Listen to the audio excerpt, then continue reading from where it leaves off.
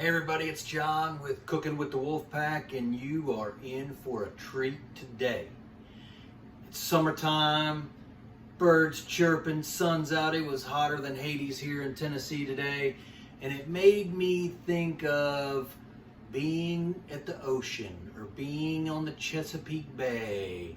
I grew up in Maryland, and there is not much more I like in this world than a good Maryland crab cake.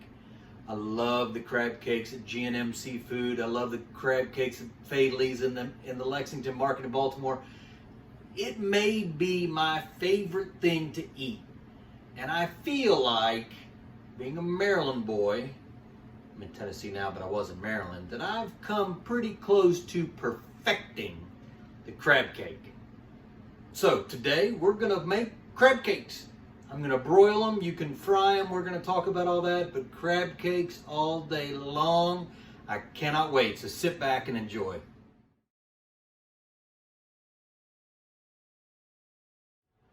All right, so I'm all gloved up. Welcome back to Cooking with the Wolfpack. I'm excited about that. I love crab cakes, love them. But I don't like them when they've got all that filler in them, right? All the stuff that takes away from the crab.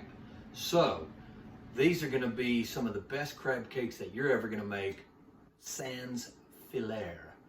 Now, many of you may be wondering, hey, where did the crab cake come from? Well, back in 1930s, somewhere in the 30s, a guy named Crosby Gage wrote a cookbook. There were a lot of recipes that used like crab and Worcestershire and crackers and stuff like that. But Crosby, right, back in the 30s, he wrote a cookbook and had the first recorded recipe of Baltimore crab cakes. So we're gonna pay homage today to Crosby. So, start out with a pound of crab. I've got some premium crab meat, back fin mostly. It's hard to see from there. These are really big pieces of crab. Now, if I was in Maryland, man, it'd be a whole lot fresher than this, but see, I can't even wait. I gotta eat it now. Anyway, crab's delicate. And you want big pieces, so you don't want to break this apart. So you don't want to be really rough with it.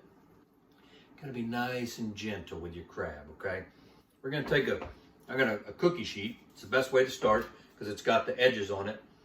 You're gonna take your crab and you're going to lovingly take your crab out and dump it on the cookie sheet. No extras for me to snack on, rats. And I'm gonna just kind of feather this out very gently. Again, I don't want to overwork it because I want to maintain the integrity of those big pieces, but I kind of want to look through it and make sure there's no big giant shells that are going to pop up and be nasty when you put it in your mouth. Okay, so got my crab meat. Step one, cup of panko. You can use, and I'm almost 100% positive Fadley's uses crushed saltine crackers. I like the panko because they are airy, right? They add a little bit of air to the crab cake. So what I want you to do is just pour the panko lovingly over the top of the crab. It's going to cover every bit of it. And then some.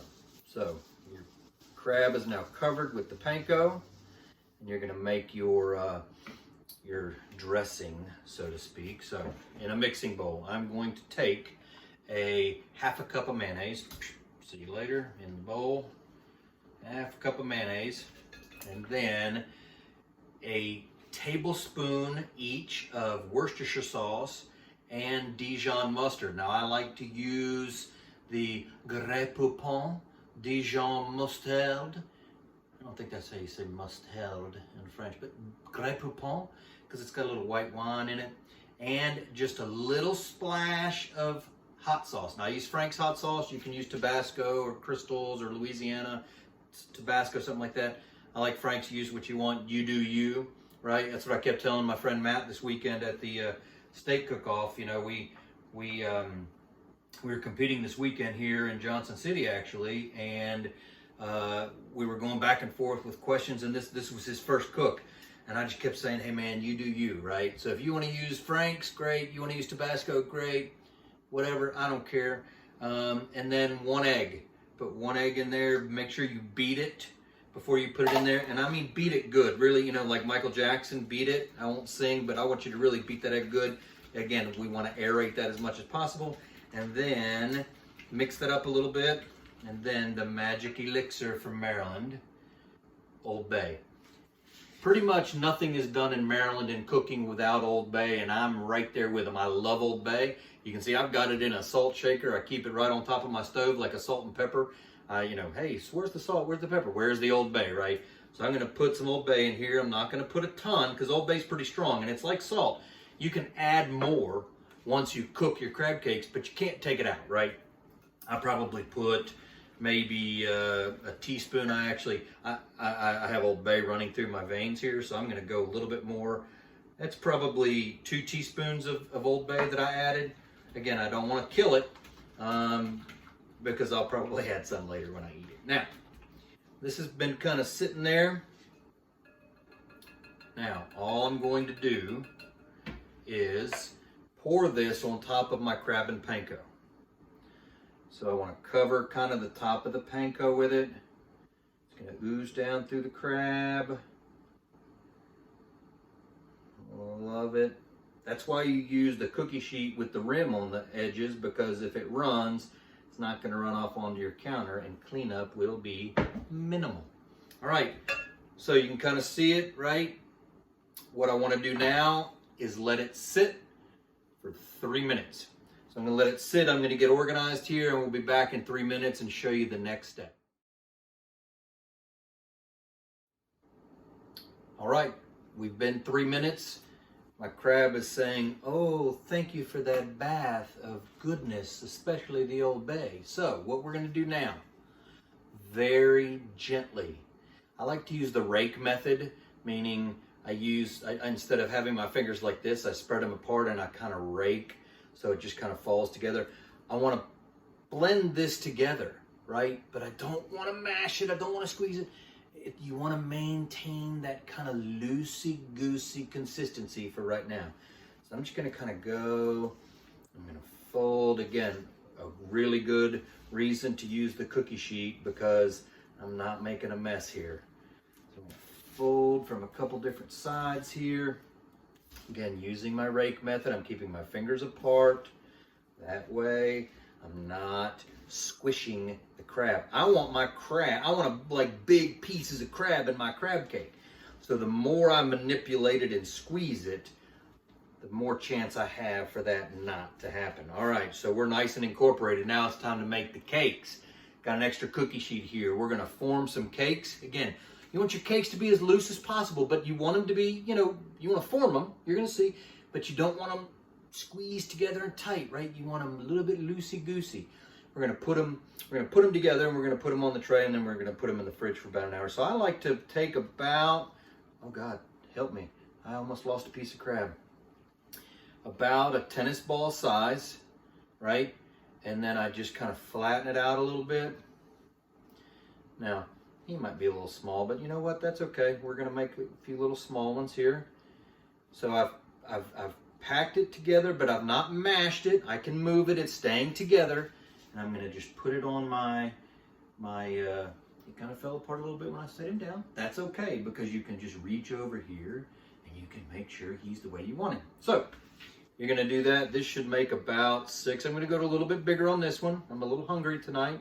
Didn't eat breakfast or lunch today. I was traveling back from Nashville. I had a meeting down there with my friend Taryn Smith. Well, shout out to Taryn. He's doing a great job down there with Bill and Cindy and Ben and all the peeps down there. So you're going to put crab cakes together, and after you put them all together, you are going to cover them with saran wrap, cling wrap, plastic wrap, whatever you want to call it, and you are going to put them in the refrigerator. I want you to put them in the fridge for about an hour. This is the worst part of crab cakes, because you're saying to yourself, oh, I gotta wait an hour. Yeah, because you really want them to really chill out, form together. You know what I got 4 there? I'm gonna make one big giant one with my last crab here. I'm gonna make sure it all gets up. But you want your crabs to kind of chill out, right? Your crab cakes. Let them chill out, let all the components get to know each other. Hey there, Dijon mustard. I'm Old Bay. So, all right, I've got all of these nice and formed. This one kind of fell apart a little bit, so you know what? No big deal. We're gonna put him back together. This one, see the crab, the chunks of the crab are so big, they're wanting to like pop out at me and say, hey, I'm ready to be eaten. All right, I got 5 crab cakes. I got 1 giant one. I could have done 6 there, but I went with 1 giant one. Let me pop the old gloves off here so you can get a better view of that. Crab cakes ready to go. I'm gonna cover them. I'm gonna put them in the fridge. We're gonna do our crab cakes tonight with a nice salad, and I'm gonna grill some corn. I've got my corn in the sink over there in the husk. If you haven't seen my grilled corn video, make sure you go Cooking with the Wolfpack. You know, you need to like see the little button. I think this is what I've seen them do on YouTube. See the button right here? It says subscribe. In case it's on this side, I'll do it this way, but I think it's on this side. Subscribe. Hit that subscribe button. You won't miss any of these cooking videos. I did grilled corn a couple weeks ago. It is so good. It just elevates that flavor of corn on the cob. So anyway, in the fridge 1 hour. I'll be back when we put them in the broiler. All right, guys, we're back here with the Wolfpack. It has been an hour and I'm starved, but see, these guys are ready to rock and roll. Now you can do a couple things. They're firm, right? I can pick this guy up, right? You can cook crab cakes a couple different ways. The main 2 ways that I've done are pan frying or in the broiler. I'm gonna do these in the broiler. That's kind of how they are done at Faidley's and G&M. Pan frying gets them a little bit greasy, right? And sometimes that's good because it's butter and it's delicious and all that. I like to broil them. So what I'm gonna do is I'm actually gonna use my toaster oven broiler so I don't have to heat up the whole house. I'm just gonna spray a little bit of, I got some olive oil Pam here, and I am going to put my crab cakes, just like this, on my pan. See, being in the refrigerator for an hour has them come together, right? I'm saving the Big Monster. I'm gonna try something with the Big Monster. I don't know if it's gonna work, so if it works, I'll let you know. If it doesn't, we'll just act like we cooked him like everything else. So we're gonna go in the broiler. They're not gonna take very long, maybe 8 minutes, 6 minutes, somewhere around there. So I'm gonna watch them because I just want them to turn a nice golden brown color. All right, so when we're done with the broiler and maybe my experiment, we'll be back. All right, so I also, besides broiling them, I put one on my PK. I started my charcoal up.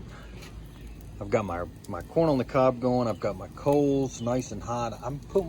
I took a grill grate, I turned it upside down to use the flat side, and I'm gonna try and do it on the grill. So let's see how this works. All right, so I'm pretty excited because it looks like the experiment is going to work. Check that out, I just flipped it. So it's cooking the same as a pan fry would be, but it's gonna have the smokiness of the grill. You can see my grilled corn going here, but it's not gonna have the grease of like doing it in a pan. So I'm pretty darn excited about how this is working out.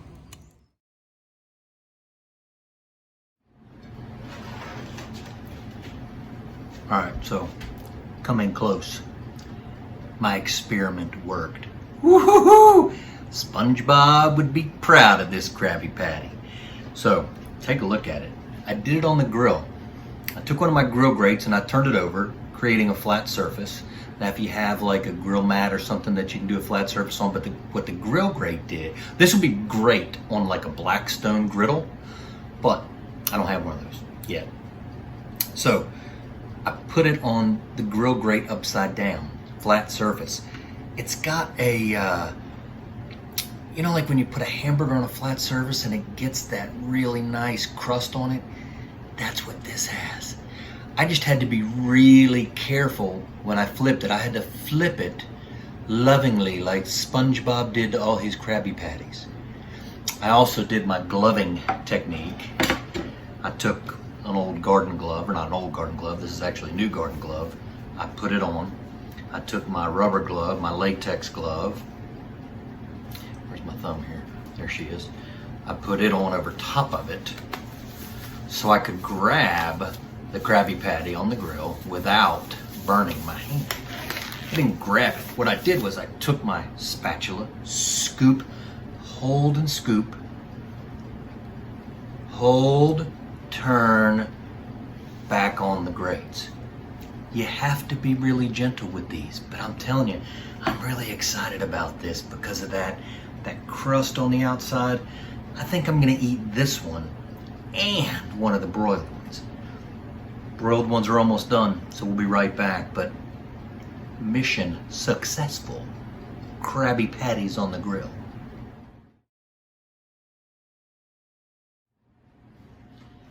All right, I want you to be with me as I come over into the shot. Look at those golden brown babies. Oh, ho, ho, ho, ho. Just take a look at those bad boys. You can see the lump crab meat from there. I know Mike Harns can see it sitting in Minnesota right now. It's so lumpy. So, I've got my Krabby Patty from the, I've got my Maryland, what do you call these? Oven mitts. I got my Krabby Patty from the grill outside. I've got my grilled corn. I know some of you are saying, oh my God, it burned the corn. You didn't watch the video, did you? You watched the grilled corn video. That is going to be a perfect ear of corn that I'm gonna put some Old Bay butter on. Woo! All right, so we're gonna take one of our Krabby Patties from the broiler. So here's kind of what we're sampling tonight. I'm gonna sample this one right here. Fresh out of the broiler. Just take a little bite here for you. A little hot. You can see the steam coming off.